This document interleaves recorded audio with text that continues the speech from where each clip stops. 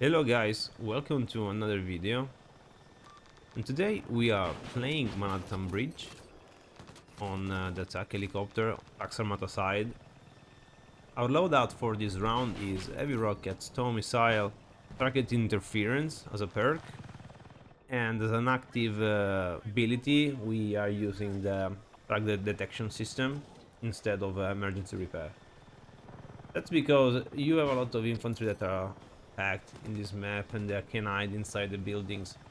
And if you don't have like a pretty, let's say, competent Ellie crew on the enemy team, you can kinda also do not use the emergency repair. The emergency repair is really important only when you know that there is a high chance of getting disabled, which you can be disabled by like one hit seekers from the attack heli, by stingers, or obviously from like a direct hit from a heavy rocket from the attack heli, enemy attack heli.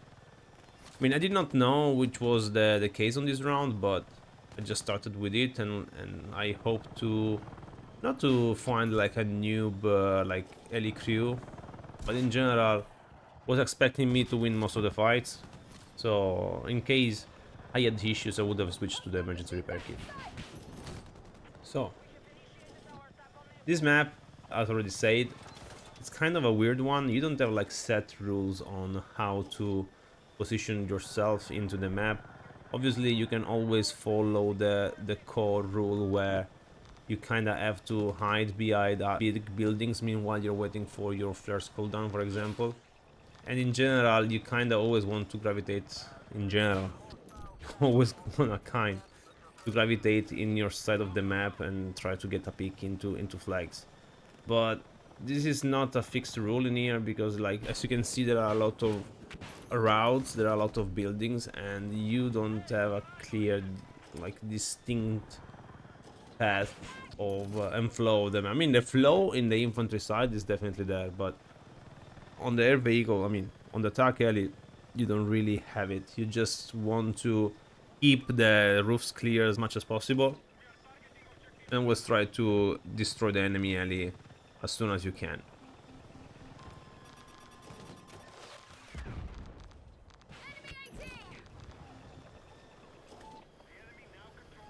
Right now, in this situation, I know the heli died like 30 seconds before, like 40 seconds earlier. I was waiting for it, but we got RPG'd. So what was the mistake there? In this map, you kinda want to avoid flying in the middle of the map. I think the best way to play this map is to try and navigate like on the outskirts of it, and sometimes, just sometimes, you strafe like in the middle of it. That's when you see a tank, when you see an LIV, or when you know that there are like a group of people that are moving towards center of the map. Like right now, I kinda doing this because I know we have E, so I was feeling kinda safe. Also, yeah, I mean, there I killed the Ellie. It was just how do we spawn, but I'm trying to be as fair as possible, but the spawns and the base spawns of this map are kind of meh. They're not great. So the moment they take off, it immediately becomes a threat. So you have to deal with them like as soon as possible. Even if that means they will have like a low chance of fighting back, but that's the game and that's how the designers, actually design the flow of this map. Now I think this is the best opportunity to start talking about a little bit more how the heavy rockets and the tow missile works in this game. If you see, when you are in first person and you have the heavy rockets equipped, you have this big eye that is floating in front of you. The rule of thumb is the heavy rockets will always go, I'm saying kinda, no, it's like it's a general rule of thumb, it's not 100% correct, but I will explain you how. So the heavy rockets always go in the middle of the eye, in the general direction, but the point of impact is actually related on what's the difference, sorry, what's the distance from your target. During the beta and also the first days of the release of the game, the heavy rockets convergence point was like, I would say like 600 meters range convergence. What I mean by convergence, the rockets you see, like they shoot left and right, left and right. So there will be a point that they will converge and hit the same point. It's like a double V, right? You have a V that is like going inside and a V that is going outside. So the convergence point is exactly the point where the two V's, like the X, you know, is like not really an X, but so some sort of. So where the two V's converge, and that's at the beginning of the game was like I believe a 600 meters. Now in this game I think it's at 200 meters. It also depends on the alley you're flying. Like the Apax Armata alley, as you can see, has got like tighter wings. They are more like the distance in between the body of the alley and the rocket launcher is like it's not so much. So the distance in between the two rocket pods is shortened. So the convergence point is a little bit. I mean, I think it's the same distance, but the actual angle of the exiting rockets is like tighter. And on the Apache, the distance in between the rocket, like silo, better say silos, is wider, so you can feel the convergence a little bit more. What I'm saying that's because like the middle of the eye is basically the rockets will always go in the middle of it, but a little bit on the left and a little bit on the right. It depends on what's the distance on your target, and you can clearly see like in some of these clips.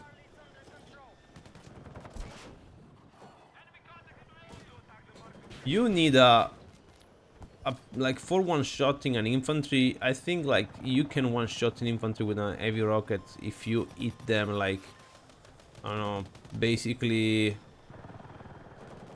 10, 20, 30 centimeters like next to them. You don't need a full body shot, but it needs to be really close, obviously. And I think that's a little bit too strong. I think they have to kind of look a little bit better into it. For the damage against attack carries, you do 67% damage with one direct hit with the pod. So you need two pods in order to take down the alley.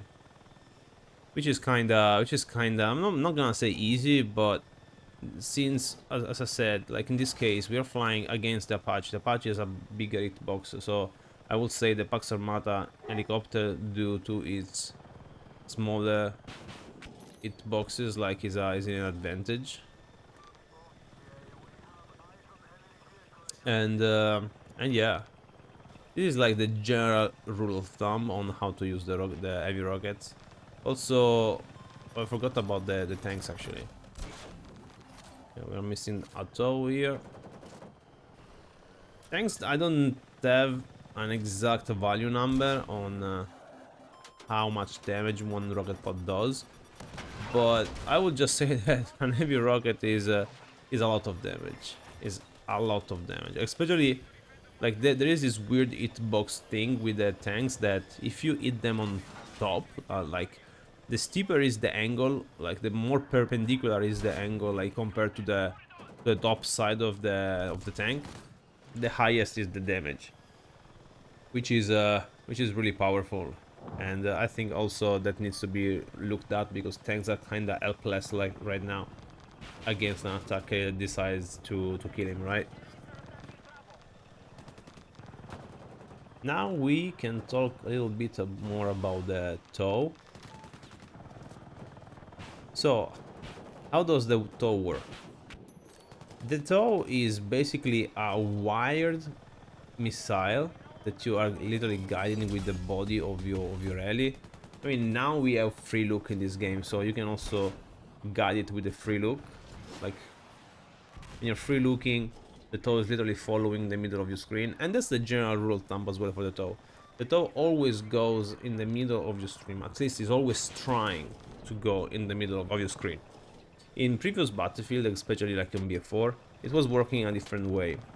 The toe was always trying to go at the point you were looking at in the middle of your screen.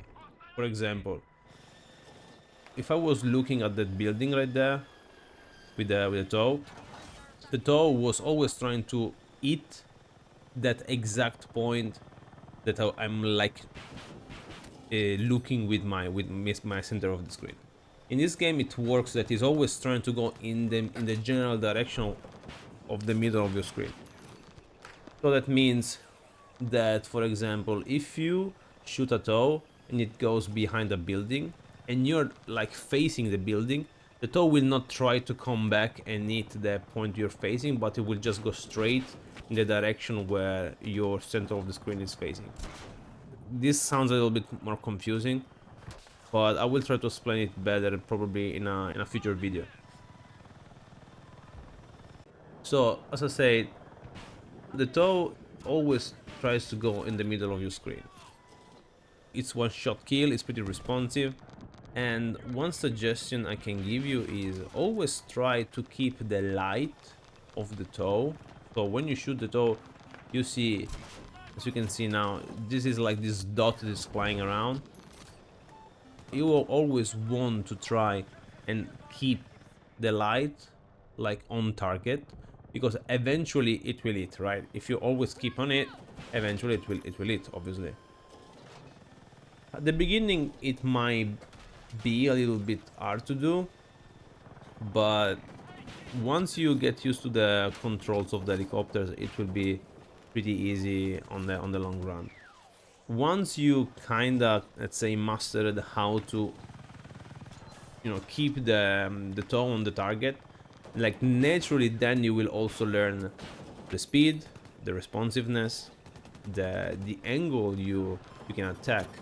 And so by doing that, you don't even realize, you will start to predict, to shoot it behind buildings, to like pre-fire it, close range those where it's not like as easy as you might think, because there is like an animation, the toe is going out, but in reality the hitbox is in the front. Like it was like that also in BF4.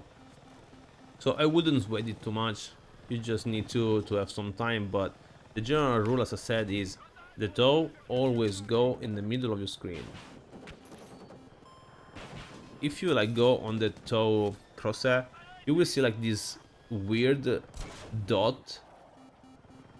Before season 1 and in the beta, the toe was always trying to go into this dot. So before like in the beta and the first days of this game, it was kind of easier. You just needed to aim with a small dot when you are like in the toe mode, when you are toe selected. Like now they changed it and it always go like just in the middle of your screen.